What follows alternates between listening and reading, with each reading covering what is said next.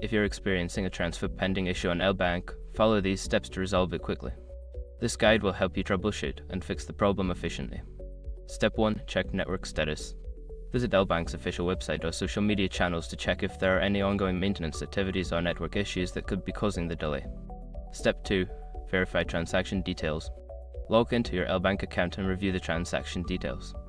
Ensure that you have entered the correct wallet address and that the transaction amount is accurate. Step 3. Wait for confirmation.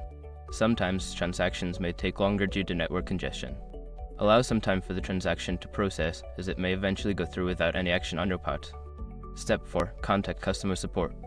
If the transaction remains pending for an extended period, reach out to LBank's customer support. Provide them with your transaction ID and any relevant details to expedite the process. Step 5. Review withdrawal limits. Before filing a refund or dispute, use the shrug.com link in the description to open the refund dispute deadline calculator and confirm your deadline.